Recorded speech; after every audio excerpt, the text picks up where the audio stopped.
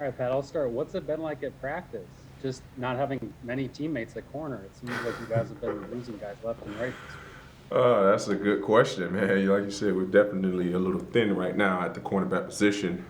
But just trying to make do with what we got. Signed a new corner this week to the practice squad. Um, you know, like you said, definitely don't have the numbers that we started the year with, or having the guys that we started the year with out there with us. But I think we have enough to get through. Cam had a pretty good practice today. Obviously, we know Chris wasn't out there. Harrison Han has the COVID, so hopefully we'll be able to get him back. So it's been a little weird, but I think the guys who we have up, me and Cam, should have enough to get through the game. Well, then just bigger picture, that seems to have been an issue kind of all season, just missing guys left and right, trying to find a way to make up for whomever here or there. Yeah. How do you view that in context of your season here? And has it been kind of what you expected when you signed that 1-year deal? As far as restate the first part of the question. Yeah, how do you just how do you view the fact that you seem to have had a pretty good season here? It seemed to have gone well individually, but the Gotcha. team didn't do well. Okay. How do you view how your season's gone here, and is it what you expected? Yeah, I thought my season was pretty solid. To be quite honest with you, I expected more action. This year, I expected to get targeted a little bit more. I was really pumped, going into the season, having opportunities to get my hands on a couple of footballs.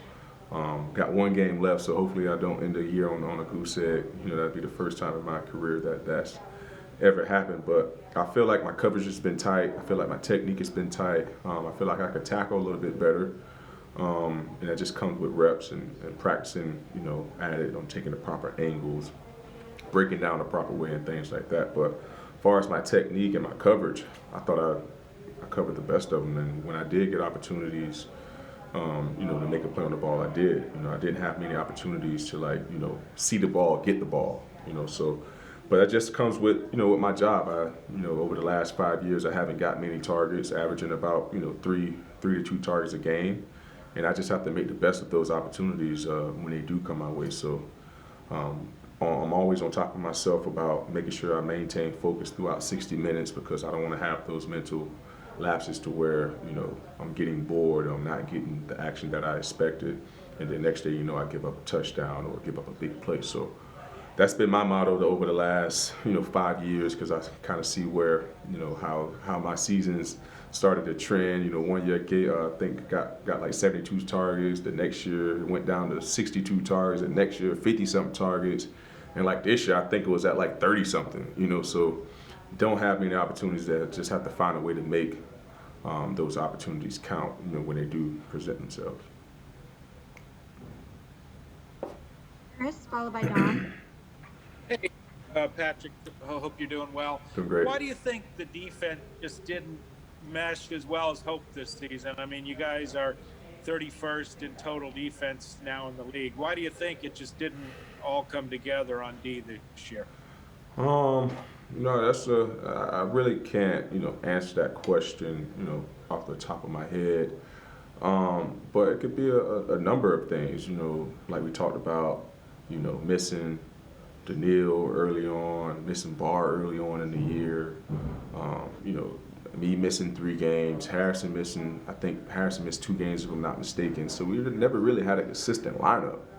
And quite honestly, I thought when all of us was out there, especially when we got around the Carolina week, I felt like we started to really hit our stride, because we started really getting comfortable with one another. The system started coming together for everybody. Then next thing you know, it started with me. I get hurt. Then Daniil gets hurt, and it just started like a ripple effect. And we seemed to wasn't able to recover from those injuries. But at the end of the day, we have to make sure that the next guy up, the next man mentality is something that that lives strong in every locker room. But we just have to make sure that those guys who number is called up behind a certain player, that they're ready to go out and play. So I think the biggest thing is not really having a lot of time together with one another. Missing Mike, majority of the season, DT a couple games. So we never had, our day one starting lineup out there probably for no more than 3 games consecutively. So it's been tough for us trying to get, the 5-star players out there all at the same time. But the talent is there. It's just all about keeping the talent on the field.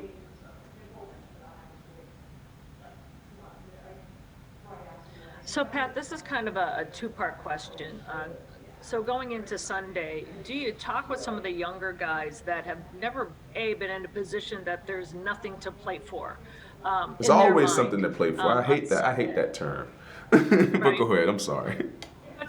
But but also, like, players like Justin Jefferson, they've always had successful, careers in the past in college, and then that's maybe the mindset. Like, what do you tell them? I'm sure you tell them, I hate to hear that. Yeah. And has maybe what's going on with the coaching staff is the second part. Is that a distraction? And how as a veteran do you make sure that that doesn't become a distraction? You got a loaded plate for a veteran Yeah, I do. coming up on Sunday. I do. And, I tell the guys, and, unfortunately, I've been in this position, almost, I want to say 7 times in my career, with the last game being meaningful. This is your last game of the season. But I tell the guys all the time, I don't care how you cut it. It's nothing like winning. We can be